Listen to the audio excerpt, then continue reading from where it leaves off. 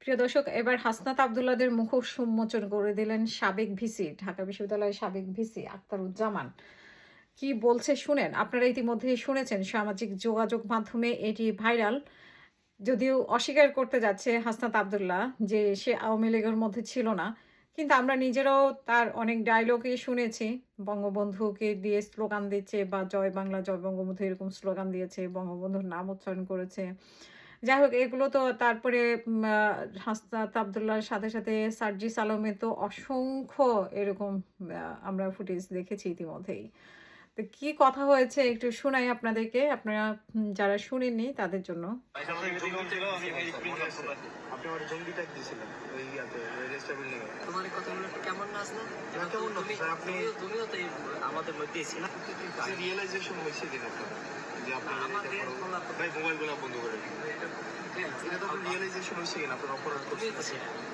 আমরা তো ছিলাম বলতে স্যার, আমরা তো আপনার অপরাধ করছেন যে ছাত্রলীগ নির্যাতন নিপীড়ন করছে, আপনার এগুলার ইন্ধন দিচ্ছেন, এগুলা নিয়ে স্যার আপনার অনুতপ্ত কিনা স্যার? তোমার এই কথাগুলো একটু কেমন নাজনা? কেমন না স্যার, আপনি তুমিও তো আমাদের মধ্যেই ছিল। না, আমি আপনাদের মধ্যে ছিলাম, আমি আপনাদের বিরোধিতা করছি। না, আমি আপনার বিরোধিতা করছি। আপনি আমার জঙ্গি ট্যাগ দিয়েছিলেন ওই ইয়াতে রেজিস্টার বিল্ডিং এ। আপনি বলছিলেন আমি জঙ্গি। তুমি জঙ্গি? আপনি এটা বলছিলেন স্যার।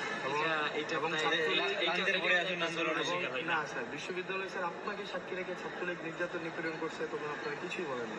এবং স্যার রিয়েলাইজেশন হলে তো ফাইন, আপনারা আমাদের সমাজের বিবেক।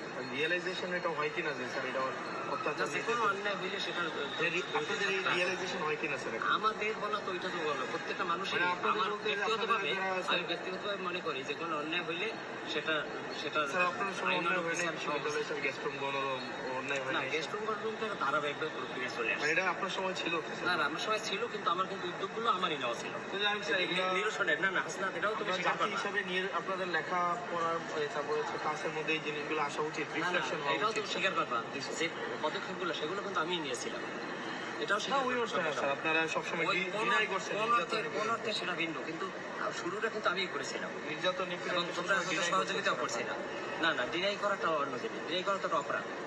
যারা প্রক্টর স্যার ছিলেন উনি যাই হোক, যেটা বলছেন যে তুমিও তো ছিলা, মানে তুমিও ছিলা, কিন্তু তো সংশোধন হলে তো তোমারও সংশোধন হওয়া উচিত। এখন তোমার সংশোধন হয়েছে, তুমি চোখ উল্টায় ফেলছো।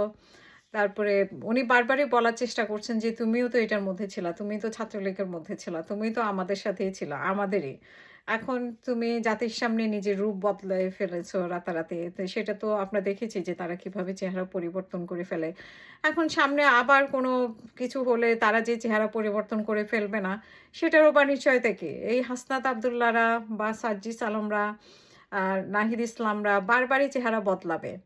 এটাই স্বাভাবিক। কারণ তারা, তাদের জীবনের শুরুটাই হয়েছে। তারা অনেক ট্যালেন্ট, কথাবার্তায় অনেক ভালো। অল্প বয়সে রাজনীতি বুঝে ফেলেছে। কিন্তু রাজনীতির কৌশলগুলো, খারাপ কৌশলগুলো তারা বেশি শিখে ফেলেছে। মানে অনেস্টিটা চলে গেছে তাদের মধ্যে থেকে। যে অনেস্ট তরুণদের মাঝে মানে অনেস্টি বেশি থাকে, সততা থাকে, সেই জায়গাটা আমরা আসলে এই তরুণদের মাঝে খুঁজে পাচ্ছি না। তো তারা রাজনীতির মারপ্যাচগুলো শিখে গেছে। চোখ উল্টানোর রাজনীতি তারা শিখে গেছে। দুর্নীতির রাজনীতি ওরা শিখে গেছে। সো ওরা যেকোনো সময় যেকোনো কিছু করতে পারে। হ্যাঁ, ওরা একসময় আন্দোলন করেছে, সে আন্দোলনে বিপ্লব হয়েছে, সে আন্দোলনে আমি আপনি সবাই কিন্তু অংশীদার ছিলাম। ওদের ৪-৫ জনের জন্যও কোনো কিছু হয়নি। আমি আপনি সবাই একসাথে ছিলাম বলে, আমি আপনি সবাই একসাথে দেশে বিদেশ থেকে চেষ্টা করেছি বলে আজকের সেই গণঅভ্যুত্থানটা হয়েছে। যার যার কৃতিত্ব তারা নিতে চায়। মানে তারা এনসিপির কয়েকজন নেতা-নেত্রী তারাই নিতে চায় এটার কৃতিত্ব। কিন্তু এটার কৃতিত্ব কিন্তু পুরো বাংলাদেশ, আমরা প্রবাসীরা কিভাবে কি কাজ করেছি সেটা সবাই দেখেছে। আপনারা কিভাবে ছিলেন সেটাও সবাই দেখেছে। এখন কেউ যদি এটা শুধুমাত্র এনসিপি এটা দাবি করে, সেটা খুবই হাস্যকর। যদি ওরাই এটা দাবি করতে চায়, এটাকে ইউজ করতে চায়, এটাকে ইউজ করে টাকা বানিয়েছে, ক্ষমতা বানিয়েছে।